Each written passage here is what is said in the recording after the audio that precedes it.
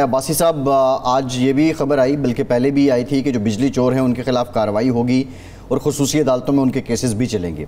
लेकिन उससे पहले जो बिज़नेस कम्युनिटी है वो भी मुतालबा कर रही है जो IPPs हैं इनके खिलाफ कार्रवाई की जाए या इनके साथ बात की जाए कि इन मुआहदों को रिविज़िट किया जाए। आप समझते हैं ये सब मुमकिन है?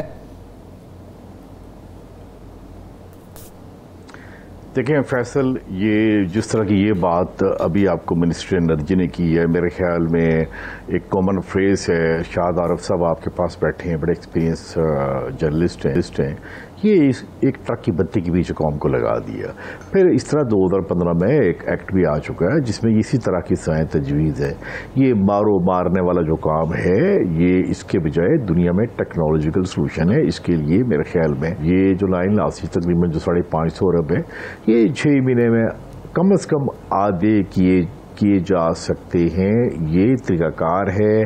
टेक्नोलॉजी प्लस नए मैनेजरियल ज़रूर हैं जो दुनिया में अप्लाई किए हैं, जो मेरे जैसे बंदे ने कोलंबिया जैसे मुल्क में अप्लाई किए हैं।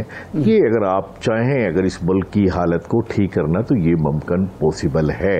मैं वो बंदा हूँ जिसने फाटा में 2010 में काम किया था और फाटा में कोई मीटर भी नहीं है और सबसे बड़ा एक्स फाटा उस एजेंसियाँ वो तो अब ज़ाहिर दम हो चुकी हैं, वो वहाँ पे कोई भी बिल भी नहीं देता था। तो इरशाद आरफ साहब, अब जबकि इस मोबाइल के दौर में जहाँ व्हाट्सएप है, जहाँ लेटेस्ट मोड ऑफ कम्युनिकेशन है, इसमें ये वाली बातें करना, और फिर ये इस मिनिस्टर की ये बात मुझे बड़ी दिल को लगी है कि ये कह रहा है कि जी देखिए इंडिया बांग्लादेश और पाकिस्तान से बिजली ज़्यादा है, और फिर ये कह रहा है IPP को नहीं छेड़ना। देखें ये जो 589 अरब रुपए के लॉसेस बताए गए हैं, इस पे आप क्या समझते हैं? टेक्निकल का हिस्सा कितना है और रिकवरी ना होने की वजह से कितना शेयर है?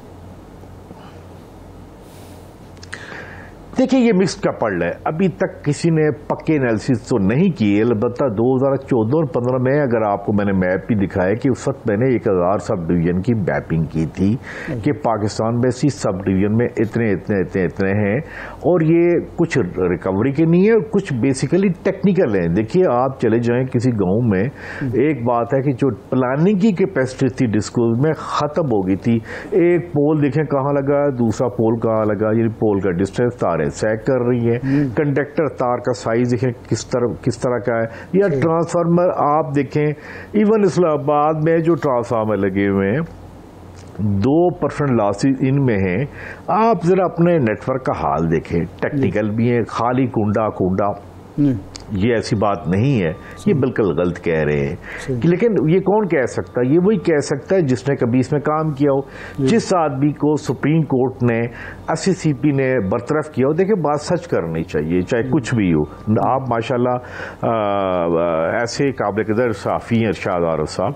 ये आपके जरा चेक करें, गूगल अकाइक देखें, एक लिस्ट होनी चाहिए, प्रोफाइल होनी चाहिए। वो अच्छा साहब, एक तो है ना कि जी प्लीज, ये जो इस तरह से अपॉइंटमेंट्स होती हैं अलग इशू है। हम जिस बात पे जो बात कर रहे हैं वो ये है कि एक तो ये लाइन लॉसेस के नाम पर जो हमारे साथ फ्रॉड किया जाता है कि होती वो नॉन रिकवरी है और उसको लाइन लॉसेस में डाल दिया जाता है, होती चोरी है उसको लाइन लॉसेस में डाल दिया जाता है। एक तो एक पहलू है, लेकिन जो IPPs का मेन इशू है वो तो है नंबर 1 ओवर इन्वेस्टिंग जो हुई, नंबर 2 ओवर बिलिंग जो हो रही है, नंबर 3 कैपेसिटी चार्जेस का इशू है, और ये सारा इसके पीछे कमीशन माफिया है, किकबैक्स लिए गए हैं। अब इससे कैसे निजात हासिल करें? जब कहा जाता है कि जी इनको जो कॉन्ट्रैक्ट है उनको रिविज़िट किया जाए, तो पता हमें डराया जाता है कि जी वो तो इंटरनेशनल कोर्ट ऑफ लॉ में चले जाएंगे, हमें तो रिकॉर्ड जैसे जुर्माने हो जाएंगे। क्या इनके साथ रीनेगोशिएट किया जा सकता है? सबका हुकूमत के दौर में जब ये काम शुरू हुआ था तो वो बैल मुंडे क्यों न चढ़ सकी? इरशाद आरफ साहब, जहां आपने लाइन लॉसेस की बात की, उसमें एक बात एक और भी नोट कर लें, और आपने चेक करना है कि आपकी घर का मीटर क्या वाकई ही कैलिब्रेटेड है, यानी ये यूनिट दिखा रहा वाकई ऐसे है। हमने के इलेक्ट्रिक में ऐसे मीटर भी देखे हैं जो उठा के नीचे भी फेंक देंगे फिर भी चल रहे हैं। अच्छा। ये पाकिस्तान में किसी एजेंसी ने आपके मीटर कभी चेक नहीं किए।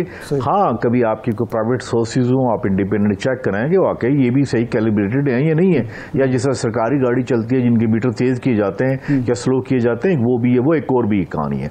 अब आपकी बात आते हैं, देखिए बात यह है कि कोई भी वायदा पाकिस्तान की स्टेट से बड़ा नहीं है। पाकिस्तान की स्टेट को एक चैलेंज है जो GB में, आज़ाद कश्मीर में और जो बातें आनी शुरू हो गई है।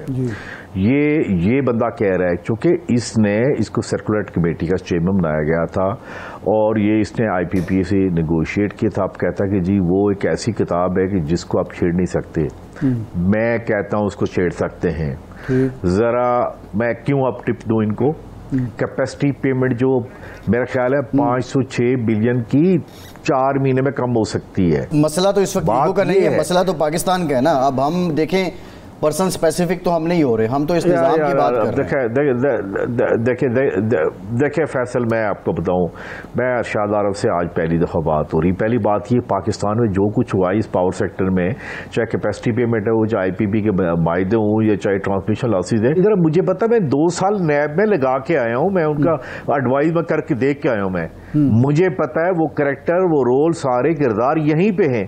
उनसे कभी किसी की जरूरत हुई है पूछे कि यार तुमने इतनी चोरी की, अब तुम बात मैं बात बंदू को देखते हो माशाल्लाह टीवी पे एक्सपर्ट क्लियर हो रहे थे। बात यह कि हर चीज को टच कर सकते हैं बशर्ते आप में कमिटमेंट हो। देखिए मैंने अफगानिस्तान में भी काम किया है, काबुल में भी काम किया। अब वो लोग मुझसे पूछते हैं वहां बैठ के, ये हाल बताए, कमिटमेंट सबसे बड़ी बात होती है।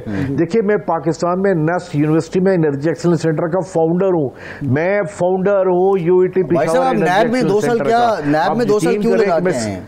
आप किस इंक्वायरी में थे वहां पे? भाई मैं पावर सेक्टर की इंक्वायरी पे ही था। अच्छा। मुझसे पूछें, मैं सोचता हूँ सबसे पहले फ्लाइट मिले तो बाहर जो मैं किताब लिखूं इसके ऊपर। आप क्या बात कर रहे हैं, ये सच और है। नहीं, हम यही अब्बास साहब आपसे चाहते हैं, आप हमें बताएं कि कहाँ कहाँ फॉल्ट है, किस किस तरीके से इस मुल्क को लूटा जा रहा है और उसका हल क्या है, क्या करना चाहिए। इस वक्त तो लगता है ना कि हमारा सिस्टम सीरियस है। आरिफ साहब, आप जब का प्रोग्राम खत्म हो जाएगा हम सारी रात बैठेंगे, उस वक्त तक नहीं खत्म करेंगे कि जब तक ये रात खत्म नहीं होती, या कई रातें लगेंगी इसमें। लेकिन मसला ये है कि सुनने वाला कौन है।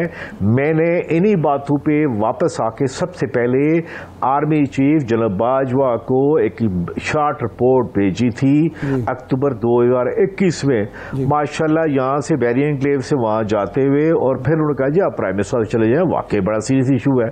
वहां प्राइम मिनिस्टर हाउस के अंदर बड़े लोगों ने कहा जी वाकई बड़ा सीरियस इशू, आप बात सही कर रहे हैं, हम तो अल्ले के पेशकश प्लास अपने हाथ में लेके गए थे, टेस्टर आप में था, फैसला आप बात कर रहे हैं। अच्छा। तो वहां पे किसी ने कहा कि देखें ऐसे करें सुप्रीम कोर्ट चले जाएं, वो आप शायद आपकी बात सुन। मैंने कहा यार बात सुनो, और मेरे घर में सोलर लगा हुआ, मेरा मसला तो है नहीं है शर्म। मैं आपको क्या बात बताऊं, मैं वहां पे कौन था, हुसैन असगर था।